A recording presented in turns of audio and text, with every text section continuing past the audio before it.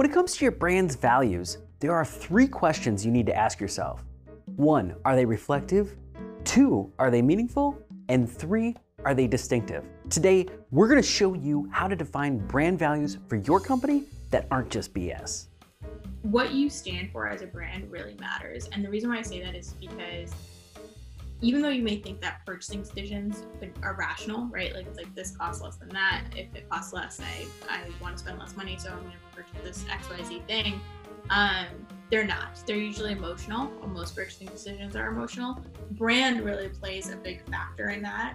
In this episode of Growing Brands, you'll learn why your brand's values are so much more than just words on a poster. And we'll show you a simple exercise that's proven to produce the perfect brand values for your company. Plus, our guest is venture capitalist, angel investor, and a Forbes 30 Under 30 recipient, Kim Patel, who will explain the connection between a brand's values and a company's financial success. Brand values are the beliefs that guide a company's actions. They're almost always a direct reflection of the strongest personalities within a company and should be carefully considered by employees when making any important decisions. A brand's values will determine how it engages with and how it's perceived by the brand's customers. Brands with distinctive values that resonate with their customers grow the fastest, and so it's critically important to be strategic when selecting them. Picking your brand's values can be a fairly abstract marketing task. That's probably why many companies end up with brand values that don't hold a lot of water. But my favorite way to quickly land on the right brand values for any company is to lead its leaders through the archetypes in branding exercise to first determine the brand's personality. Once an archetype is selected, it becomes relatively easy to pluck out the perfect 3 to 5 words to serve as that brand's values. To get the most out of the exercise, keep 3 things in mind. First, choose values that are reflective of the strongest personalities in the company. That usually means leadership. Second, brands need to choose values that are meaningful to its customers. And lastly, you should choose values for your brand that are distinctive. Okay, so we've looked at some of the basics for choosing brand values, but now let's take a deeper dive into the more nuanced side of things. For that, we reached out to Kim Patel. Kim is an associate at Lair Hippo, a venture partner at Harvard Business School's Arthur Rock Center for Entrepreneurship, a director at Envision Accelerator, a scout at Female Founded Club, an angel investor at Kova, and a public speaker at Badassery. This is what she said. How are brand values and business success connected in your mind?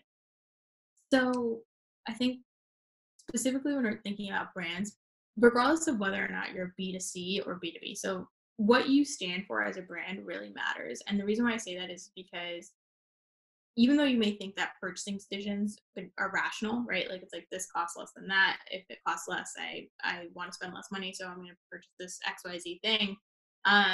They're not. They're usually emotional. Most purchasing decisions are emotional, both on the consumer side and even with enterprise, like folks, when they're diligencing a good partner or they're diligencing a software, if they like the salesperson or the team that they're working with better than the other one, even though the product may be better, they might just go with the lesser product.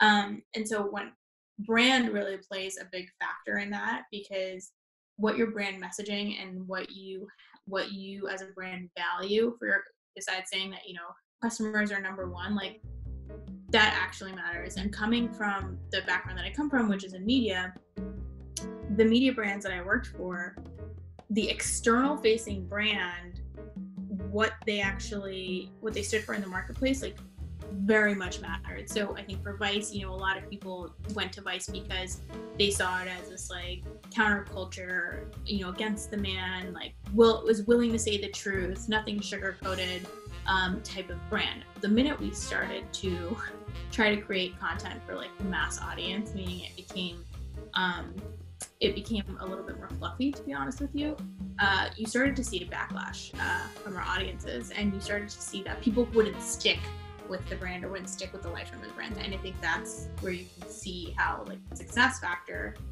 really links up directly to what the brands actually stand for. All right, so how can companies take a values-driven approach to brand building?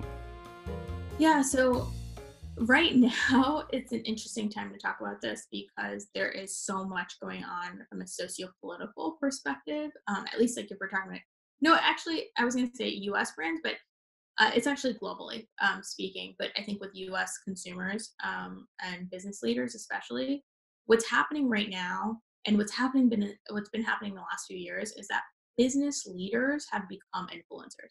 And so what you have seen is this space kind of merge in the sense of business leaders in their own right are celebrities and therefore are building celebrity like platforms and megaphones that they have to their disposal but choose not to use because they believe they're business leaders. However, society is viewing them as people of influence, people like actually like I'll compare it to somebody on Instagram that has like millions of followers to a business leader that everyone also follows and like listens to. Mark Zuckerberg's basically that at this point. He's a celebrity. He's not viewed as a business leader first. He's viewed as a celebrity. That means that you now are accountable to to the world, right? Like to the audiences that know you and that give you that like that basically legitimize the influence that you have. Um and so they're kind of obligated to be able to speak out on things that are outside of a business scope and because of their public status, because they are public figures, similar to a politician.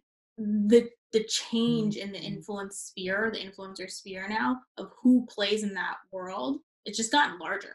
And so not speaking out and not actually putting a point of view out there from a PR perspective for the company and not taking action, that's where the issues start to arise fundamentally. How does diverse representation help a brand deliver on its values? When we think about who's running kind of some of the biggest companies today or some of the biggest tech companies that have infiltrated our every single day, all the time, 24/7, so like a Google, Facebook, etc. But even like on my day to day, like what software I use and like how it's being programmed. If the user in mind is a specific type of user to them, it may be a cis white male or female or whatever the case is, and you might think that that doesn't matter.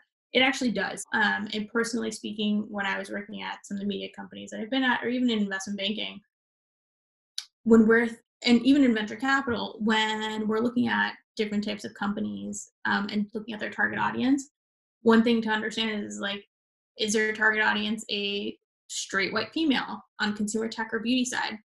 Because there's more women than that have different needs. The other thing to think about is kind of the recent news that happened in the last weekend. Actually, you saw women have to step down from companies.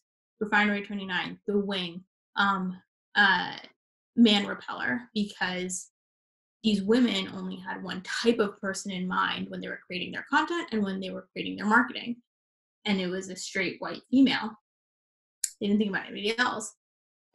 And over the last few years that they were building their brand, and now in the current climate, that's kind of come to bite them.